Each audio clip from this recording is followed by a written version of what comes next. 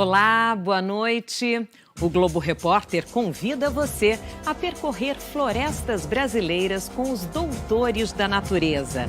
São agricultores e ambientalistas empenhados em restaurar o que as motosserras e as queimadas destroem. Muitíssimo boa noite. Vamos conhecer pessoas que decidiram mudar de vida para se dedicar à recuperação de áreas que foram degradadas. É uma ralação que você não imagina, mas é bom, é gostoso. São muitas as técnicas de reflorestamento. A muvuca é uma delas. E colher sementes acabou virando o ganha-pão. O mercado de carbono.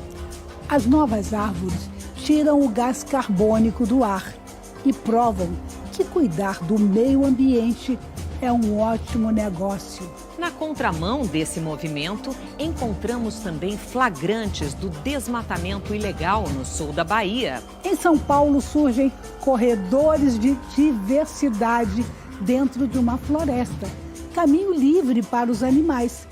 E as novas mudas que renovam a paisagem do Pão de Açúcar.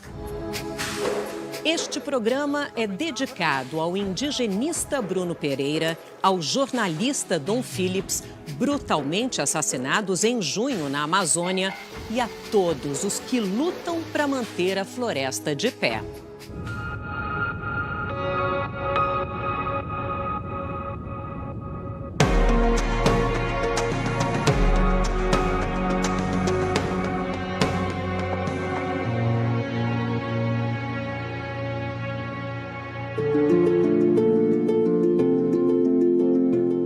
A floresta, tão bonita, tão verde por tantos séculos e também tão maltratada.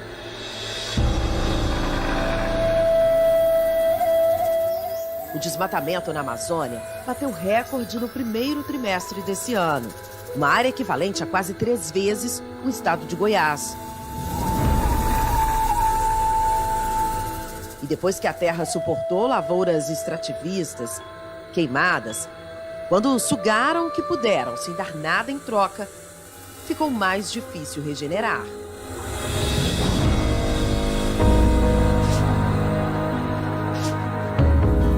Não dá para sonhar com a recuperação total de uma floresta. Por vezes, o dano é grande demais e o solo empobrecido. Daí a importância de vigiar, cuidar mesmo do meio ambiente. Cabe às autoridades fiscalizar, mas nós também podemos fazer a nossa parte. E tem muita gente no Brasil com a mão na massa. Massa não, nas sementes e nas mudas.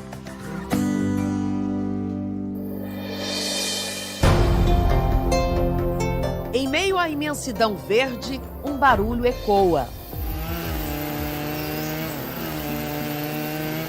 Reverbera pelo Parque Nacional do Monte Pascoal, no sul da Bahia. Um lugar emblemático, a primeira visão dos portugueses ao chegar nessas terras, em 1500.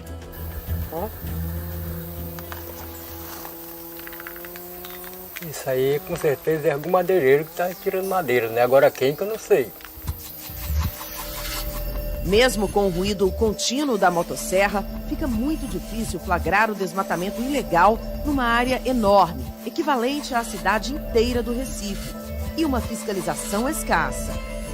O pessoal que retira essa madeira entra por trilhas muito pequenas, muito escondidas. A gente faz todo um mapeamento de imagens de satélite para tentar ver quais caminhos estão sendo mais abertos. Neste mapa é possível ter uma dimensão do desmatamento na área dentro do parque entre 1985 e 2020. A área em vermelho mostra a perda de vegetação nativa neste período. E as pequenas partes em verde destacam o que foi regenerado. A estimativa é de que quase 30 quilômetros quadrados de floresta desapareceram. Infelizmente, não é somente aqui. O desmatamento na Mata Atlântica cresceu 66% entre 2020 e 2021. O estrago foi maior nos estados de Minas Gerais e da Bahia. Não é preciso caminhar muito para encontrar indícios de retirada ilegal de madeira de dentro do parque. A gente está a menos de 500 metros da entrada principal e aqui a gente encontrou uma árvore de grande porte que foi derrubada. E o que a gente percebe é que a madeira ela já recebe um beneficiamento aqui dentro. Ela já sai em pequenos pedaços para ser comercializada ilegalmente. Em outros pontos do parque, mais degradação. Um contraste com as belezas encontradas nesta floresta rica em biodiversidade. É parte da Ileia Baiana, um bioma semelhante ao amazônico, lugar de espécies raras, exóticas, da fauna e da flora. Um ambiente perfeito para o macaco prego, que se exibe diante da câmera.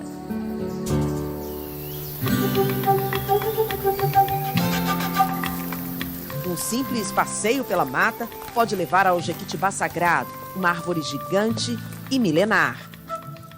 Tem 2.500 anos que os estudados falaram pra gente, né? Será?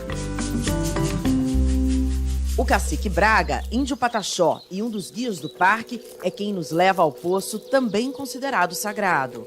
Por que ele é sagrado? Sagrado porque os outros locais secam, outros rios secam, mas ele aqui não seca porque essa água sai de debaixo do pé da pedra. E bebe dessa água, eles têm outras energias positivas da mãe natureza, da sereia. O cacique não conhece apenas o lado bom deste lugar. Ele já foi ameaçado. A gente já levamos conhecimento das autoridades, né? Mas infelizmente até agora não resolveram nada ainda não, sabe? As denúncias chegaram ao Ministério Público Estadual de Teixeira de Freitas, no extremo sul baiano. Coube ao Ministério Público Estadual levar ao conhecimento do Ministério Público Federal, da Polícia Federal, a existência desses desmatamentos para apuração das responsabilidades. Se trata de uma unidade de conservação federal. Na sua área de atuação, o promotor Fábio é favorável a medidas que recuperem a área desmatada ou usada de forma irregular.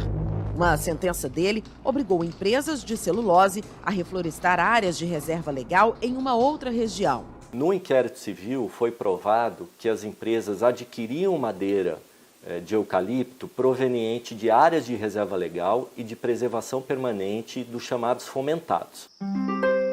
Não havia disponibilidade de sementes e mudas para a restauração florestal. Foi assim que surgiu o Arboretum. Na base do projeto Arboretum, um herbário dá suporte ao viveiro de mudas com dados catalogados de cada espécie. As sementes são classificadas, analisadas e testadas em laboratório. Esses resultados estão sendo agora organizados para a realização, a confecção de um livro de manejo de sementes florestais da Mata Atlântica. Em pouco mais de 10 anos do projeto Arboretum, mais de 400 espécies florestais já foram produzidas aqui na base do viveiro, em Teixeira de Freitas. 33 delas consideradas em extinção. É o caso da cupã, uma árvore típica aqui da Mata Atlântica. O programa Arboretum, ele é um ciclo. Ele trabalha desde a coleta de sementes à produção de mudas e plantios.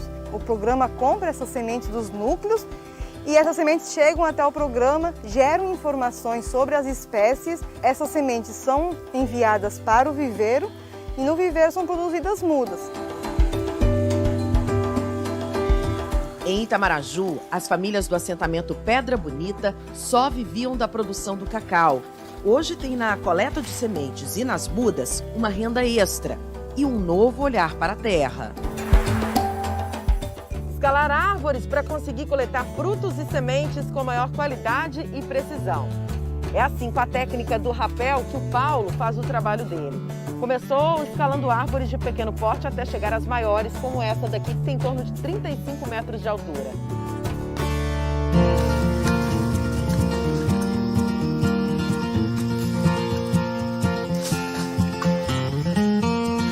Sementes representam a reprodução de espécies, a preservação, um cuidado com o futuro que pertence a todos nós.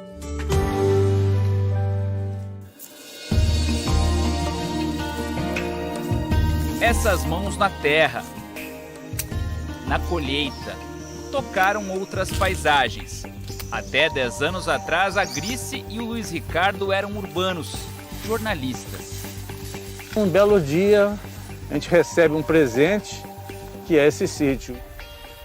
E a gente resolve cuidar dele e resolve fazer as coisas da forma que a gente acredita, que é com sustentabilidade, né, com cuidado, com manejo, respeitando essa natureza que a gente está aqui.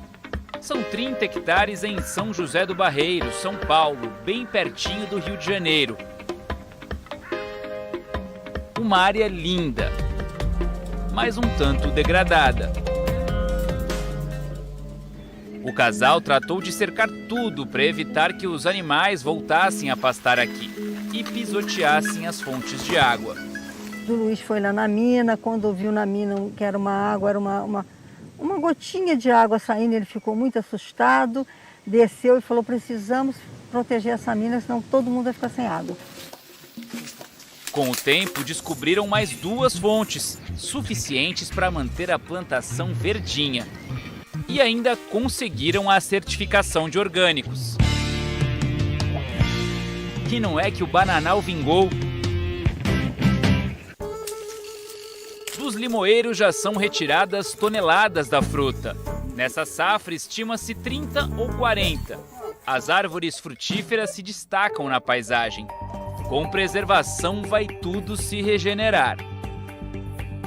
E é por isso que nós, no final do ano passado, celebramos o nosso contrato de preservação para geração de crédito de carbono.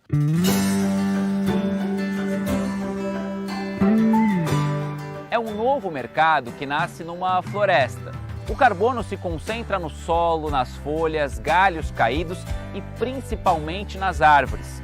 Somando tudo isso, dá para calcular o estoque de carbono da floresta, mas só tem estoque se a floresta sequestrar o gás carbônico da atmosfera através da fotossíntese. É assim que se reduz parte dos efeitos negativos das mudanças climáticas.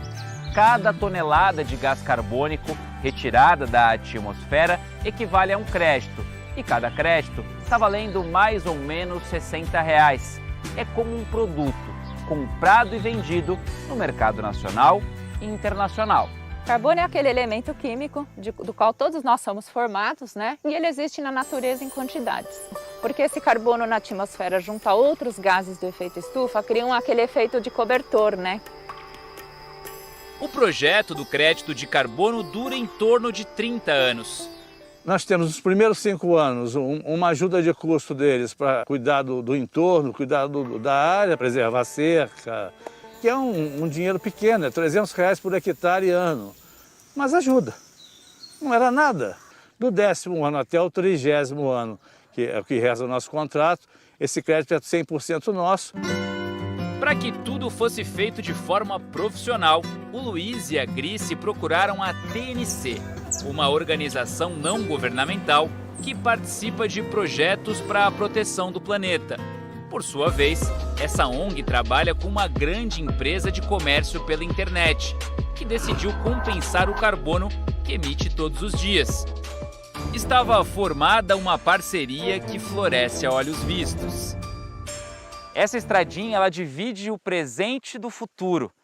Aqui do meu lado esquerdo, a gente está vendo uma área que até uns 10 anos era pasto.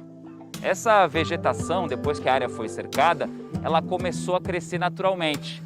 A ideia, né, o objetivo é que tudo isso, muito em breve, mas muito em breve mesmo, se transforme no que a gente está vendo aqui do meu lado direito, uma floresta de pé, natureza em estado bruto. O proprietário rural é o nosso personagem principal dentro do arranjo todo que a gente faz, né? E ele precisa conhecer o que é essa agenda e os benefícios que o carbono e a floresta trazem para sua propriedade. Uma equipe de técnicos escolheu o lugar mais propício para reflorestar o sítio. Hoje eles vieram fazer medições do terreno, acertar a localização geográfica e instalar a cerca. A agrofloresta é muito bem-vinda. A agricultura bem feita, ela não apenas não degrada, como ela recupera. Ela entende os limites do solo para a produção em certas condições. E não impede que a vegetação nativa se restabeleça numa área que não é do interesse da produção agropecuária.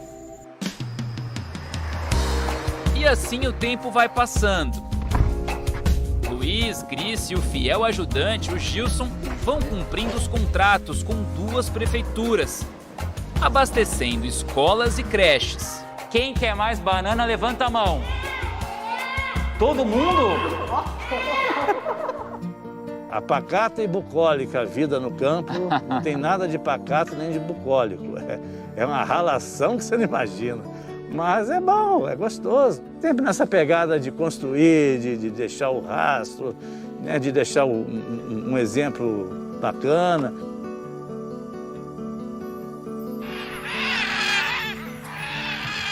A algazarra das araras desperta a floresta.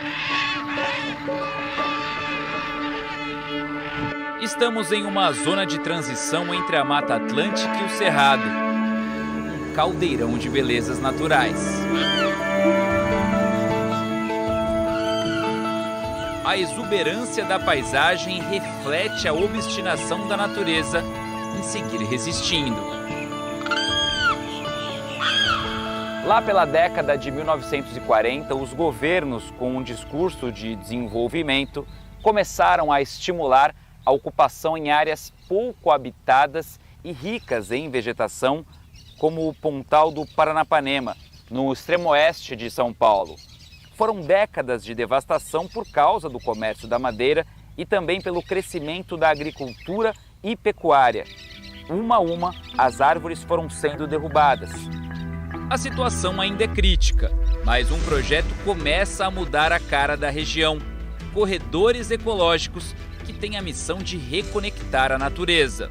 Muitas das populações e das espécies remanescentes aqui no Oeste Paulista estão isoladas em pequenos fragmentos florestais e unidades de conservação. Esse isolamento ele tem sérias consequências genéticas e demográficas a longo prazo. Daí a importância desses corredores. A castigada Mata Atlântica revive pelas mãos de gente comprometida. A família Bispo morou em acampamentos até conseguir o direito à terra. Ainda na escola, a luz da ecologia acendeu na vida do Edmilson. Mudou essa lógica do pensamento nos assentamentos. Por isso que hoje tem muitas empresas de assentado que estão trabalhando na restauração, por conta desse trabalho que foi feito lá atrás, que é um trabalho de educação ambiental. A empresa do Edmilson tem um irmão, primos, todo mundo na lida. Hoje é possível ganhar dinheiro, trabalhar em cima da restauração. As mudas saem de viveiros como o da Dona Iraci. Lá se vão 20 anos de trabalho com as plantinhas. O que começou de maneira modesta, com um pequeno viveiro dentro de uma caixa de isopor, cresceu bem. Só esse ano, saber que 110 mil mudas foram plantadas daqui. Muito gratificante. Eu vejo que a senhora está super feliz. Só de falar isso, a senhora fica emocionada, né? É muito bom. A vizinhança segue a mesma cartilha. Os irmãos Nivaldo e Walter são os pioneiros no cultivo de mudas na região. Hoje uma boa produção de muda nativa pode ser remunerada comparado ao pequeno agricultor que produz um milho, um feijão. Entramos na mata de madrugada para encontrar o ponto de partida de toda essa transformação. Foi uma longa espera, com a nossa equipe e os pesquisadores de olhos grudados na figueira. Eis que do oco da árvore ele surge, um tanto desconfiado, é verdade. Só quando percebeu que não corria perigo, o casal de micos-leões pretos saiu de vez da toca. O simpático primata só existe em São Paulo, 80% deles na região do Pontal. A má notícia é que os micos estão seriamente ameaçados de extinção. Foi para salvá-los que surgiu o Instituto de Pesquisas Ecológicas e a ideia de corredores ligando fragmentos de florestas. Que é uma espécie que foi considerada extinta até 1970. Hoje a gente já fala em cerca de 1.600, 1.800 na natureza, o que ainda é um número bastante baixo. Sempre que a gente vai restaurar uma floresta, a gente tem que pensar que, na verdade, a gente está restaurando essa floresta para os animais, porque a gente não quer uma floresta vazia. Agora, prestem atenção nesse canto. É um sinal de que o trabalho dos pesquisadores está no caminho certo. Os sons da araponga ameaçada de extinção e de outras dezenas de espécies de aves e animais foram captados por mais de 250 gravadores espalhados pela mata. Já são mais de 10 mil horas registrando o que a floresta tem a dizer. A gente está vendo que ela está transitando, né? E isso é muito importante, porque isso garante, né, que ela faça a função dela, né, ecológica, que é a dispersão de sementes. Para o teto verde do Pantal se expandir, é fundamental o apoio dos grandes proprietários de terra. O Vicente foi um dos primeiros a entender que, ajudando a natureza, estava ajudando o futuro da própria fazenda. No começo, você sabe, a gente fica com o pé atrás, né? Coisa um pouco diferente. Hoje você acha que aquilo é um benefício que você tem. E, na realidade, é. Você começa a perceber que a gente precisa ter uma sustentabilidade, pensar no longo prazo.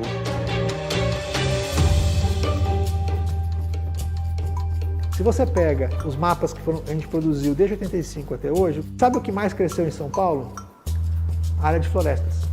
Tanto o reflorestamento comercial, né, de eucalipto, pinos e outras coisas, quanto a recuperação e regeneração de áreas naturais. Mostra bem como que é possível você conciliar o desenvolvimento econômico da atividade rural, por exemplo, com o processo de recuperação, iniciar o processo de recuperação dessas áreas de vegetação florestal.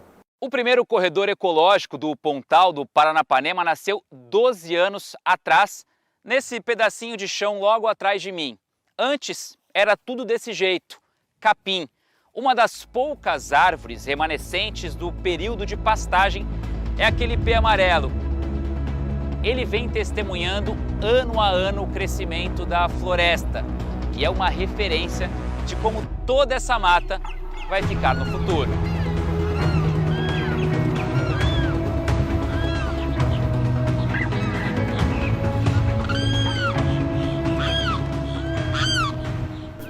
Daqui a pouco, a surpreendente paisagem verde da Caatinga. E a reviravolta na história do homem que desmatou tudo que tinha.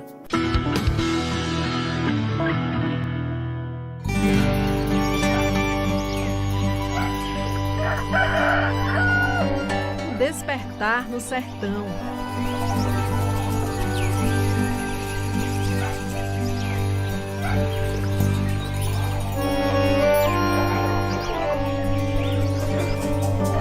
O trabalho começa bem cedo. Depois de dar comida às galinhas, seu Raimundo pega o caminho da roça.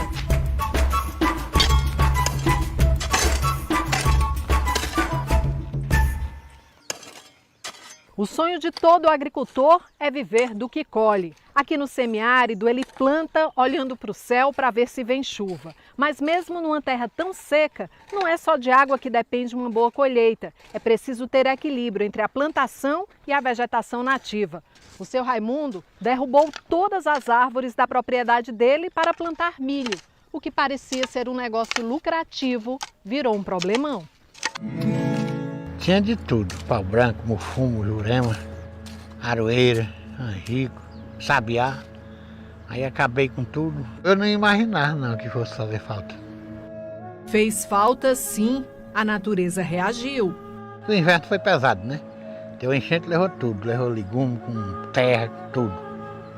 Aí pronto, não nasceu mais nem mato, ficou igual um deserto mesmo. A vegetação nativa poderia diminuir os efeitos da enchente, bem que o pai avisou 40 anos atrás. Ele não queria que eu arrancasse de jeito nenhum. Ele estava certo, mas eu pensava que ele estava errado, né? Eu pensei que é porque ele era das antigas. Enfim, seu Raimundo aprendeu que podia replantar com a ajuda da Associação Caatinga de Preservação do Semiárido.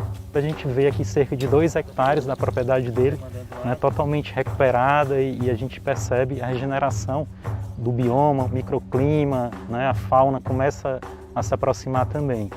Eu não sabia que a gente plantava árvore nativa. Eu sabia que ela nascia natural, eu estava esperando e não estava nascendo nada, né?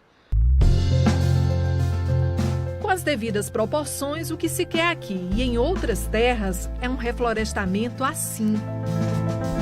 Estamos na Reserva Natural Serra das Almas. Uma floresta com várias espécies da fauna e da flora da Caatinga. Resultado de quase 24 anos de preservação do que já existia e de ações de reflorestamento. Quando a chuva vem, tem verde a perder de vista, uma riqueza no meio do sertão. A reserva tem uma área de mais de 6.000 hectares, entre os municípios de Crateús, no Ceará, e Buriti dos Montes, no Piauí. A Caatinga, infelizmente, historicamente, ela vem sendo esquecida ou retratada, né, de uma forma estereotipada, que não tem biodiversidade. Mas ela é um único bioma exclusivamente brasileiro. Quando a gente conhece, né, adquire informações sobre esse bioma, a gente se apaixona.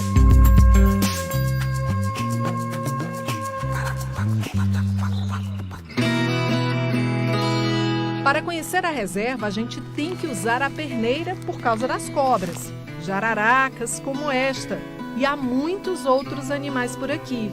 A gente tem a onça parda, tem jaguatirica, tem veado. Tem várias espécies de aves, a siriema rodeada de borboletas, o cancão considerado a voz da Caatinga, tatu, macaco prego. Olha o rabo de espanador do papamel. E sobra água. Nós temos cerca de 40 comunidades no entorno imediato da Serra das Almas e dentro da nossa unidade nós temos 4 nascentes. Floresta em pé é igual a produção de água. Seu Raimundo já se dá ao luxo de relaxar na florestinha que está botando de pé. Tem hora que ele some assim, aí eu fico procurando, meu Deus, cadê o Nen? Eu chamei ele de Nen, né? Aí eu já sei, aí já olho para lá e ele tá lá, olhando aquela beleza. E bate uma saudade do pai. Sempre converso com ele como ele esteve por aqui. E o que é que o senhor diz para ele? Eu digo para ele que eu estou pelejando para recuperar o erro que eu cometi, né? E Pão de Açúcar, que espetáculo de cenário! Cartão postal do Rio de Janeiro. Mas ó, nós não viemos fazer turismo não. Nem nós, nem essa turma que surge de todas as partes, de cima e da base da Pedra Famosa.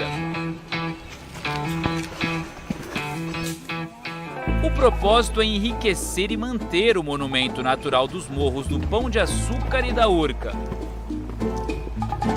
O Sávio ainda era bancário quando começou a fazer montanhismo e ficava incomodado ao notar a fragilidade da vegetação local. Nessa época era meio desolador, porque caíam balões e tinha muito capim e havia aqueles incêndios terríveis, assim, queimavam tudo, né?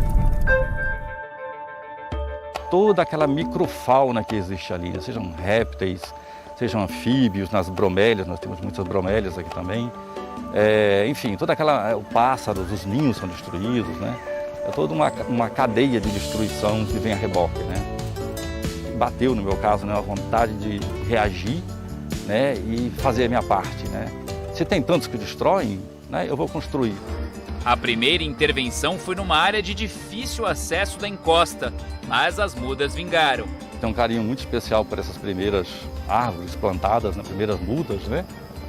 E hoje são árvores grandes já, na face leste, né? Isso já faz 17 anos. O Sávio se juntou a um grupo de ambientalistas.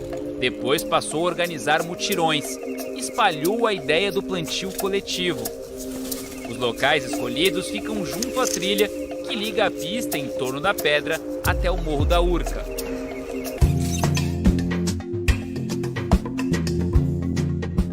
Logo cedo os voluntários já estão prontos, super animados. As crianças também são muito bem-vindas. A Prefeitura do Rio cede as mudas. E lá vão elas passear de bondinho. 50 mudas vão ser plantadas daqui a pouco. Tem cajamirim, tem saboneteira, tem pau-brasil, todas espécies nativas por excelência da Mata Atlântica que vão deixar esse lugar maravilhoso ainda mais verdinho. Mais uma carona. No caminho do tratorzinho, uma inspiração. O Morro da Babilônia, que separa a Urca do bairro do Leme. O que está arborizado hoje, 27 anos atrás, era só capim. Tava sempre pegando fogo, indo abaixo em época de chuva. O caminho natural da chuva é ela cair, escorrer pelos troncos, infiltrar no solo, junto com as raízes, ela vai abastecer o lençol freático numa profundidade tal. O caminho não natural é nós termos essa água caindo, correndo superficialmente, levando tudo que está superficial e caindo num rio. Então esse é o que acabamos de ter lá em Petrópolis com esse desastre. E ainda recentemente no Recife, com o desmoronamento de encostas durante e depois dos temporais. Vamos em frente. Subir o Morro da Urca junto com os voluntários. A trilha é longa, íngreme, mas dá para subir numa boa. A convocação foi um sucesso tal que formou fila em alguns pontos até chegar ao local marcado. Ele cresceu, ó. O Sávio orienta, incentiva. Impressionante. Gente, muito bacana fazer parte disso. Agora vamos botar no buraco? Me ajuda? Assim não. Tá, com cuidado. Já são 3.000 voluntários cadastrados. A gente quer renovar esse público, né? Quer que tenha sempre novas pessoas, né? Crianças, idosos participando. A gente considera que o resultado é bom, né? Que a paisagem mudou e que é necessário fazer mais, claro. O projeto nunca acaba. Pão de Açúcar Verde! Daqui a pouco você vai conhecer a técnica da muvuca. E colher sementes acabou virando ganha-pão.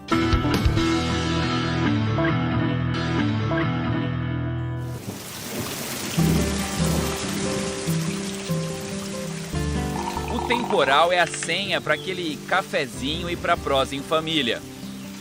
A Zélia e o Maurício vivem em uma das comunidades quilombolas do Vale do Ribeira, em São Paulo. Quem chega de visita logo nota algo diferente: o tanto de semente espalhada pela casa. Tanto já limpas como sem limpar. A gente coloca nas garrafas para armazenar até quando for o dia das entregas. A gente entrega 3 vezes no ano. E pensar que não faz muito tempo ninguém estava nem aí para sementes. A Zélia mesmo ficou desconfiada de quem insistia na história de usar sementes para replantar florestas. Eu entrar nisso nem a pau. Se eu chego aí na madeira lá, quando eu quero fazer minha roça, eu não vou poder derrubar? Ah, não vou entrar não. Essa daí é coisa para pegar nós para não trabalhar mais na roça, a minha ideia. Só que a Zélia, inteligente que é, percebeu que uma coisa não anulava a outra e descobriu a principal fonte de renda da família no quintal de casa. Que semente que é essa? Tamboril. Vocês encontram bastante aqui o tamboril? Encontra bem. O casal continua cultivando uma roça longe de casa e no caminho vai colhendo os presentes da floresta à beira da estrada. Algumas sementes só dá para encontrar mata dentro. Essa árvore de grande porte que se destaca na paisagem, ela dá um fruto chamado guapiruvu, que é encontrado com muita facilidade aqui na mata. Só no ano passado, quilombolas de 6 comunidades aqui do Vale do Ribeira conseguiram coletar 510 quilos dessa semente. Com o quilo custando R$ 88, essas famílias conseguiram arrecadar em 2021 quase R$ 45 mil. Como muitas delas vivem à base de uma agricultura de subsistência, o dinheiro que vem dessa semente tem um peso ainda maior na vida delas. O carrinho pesado é uma dádiva para Dona Neuza. consegui comprar uma geladeira, comprei um fogão novo, comprei um carrinho velho. Hoje na rede, estamos em 42 coletores, aproximadamente 20 são mulheres. O programa Rede de Sementes do Vale do Ribeira começou 5 anos atrás como um elo entre quilombolas e as empresas que muitas vezes, por força de lei, se veem obrigadas a recuperar áreas degradadas. Nos últimos 2 anos, o programa chegou à marca de 2 toneladas de sementes coletadas. A gente já tem um combinado da rede que nunca coletar tudo que tem na árvore, no máximo ali 70%. Porque os outros 30% é do sócio, são os pássaros, as aves, os bichos, a natureza em si, né? Os quilombolas são a ponta inicial do programa de restauração da mata nativa. Sabedoria ancestral enriquecida com um novo olhar. Com 20 anos atrás, eu tinha até vergonha de chegar na cidade e falar que ia de uma floresta, porque a gente sempre é mal visto. Hoje eu me orgulho de falar que estou dentro de uma floresta. Esse Brasilzão mais verde do futuro nasce colorido, em várias formas e tamanhos. Uma verdadeira muvuca. A muvuca de sementes é uma mistura de sementes que são usadas para a restauração ecológica de uma área. Com essa quantidade que a gente colocou de sementes, daqui a um ano mais ou menos, a gente vai estar com mais ou menos de 10 mil plantas por hectare aí. Então aqui a gente tem mais de 61 espécies. Então a gente tem espécies agrícolas, espécies que vão fazer a função de adubação verde e vai ter as espécies nativas também que são coletadas aqui na região. Nesse processo de misturar sementes, dá para colocar uma quantidade maior de espécies na terra do que no plantio de mudas. Só que a taxa de sobrevivência é baixa. Mas o que vinga daquelas sementes coletadas pelos quilombolas já é suficiente para formar uma vegetação diversa, ajudando assim a recuperar a natureza.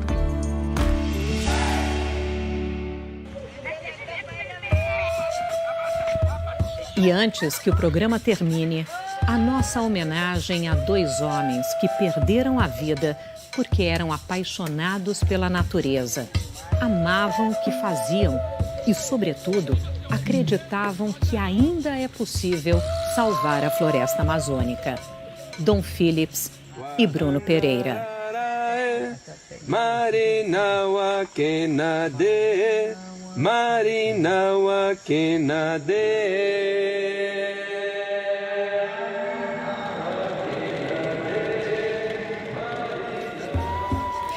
E você? Já pensou o que você pode fazer pela natureza? Agora você assiste a uma exibição especial de Viva o Gordo, em homenagem a Jô Soares, um grande escritor, excelente humorista, um artista completo e genial que nos deixou essa madrugada. Jô, você vai fazer muita falta. Um beijo para você, por todos nós.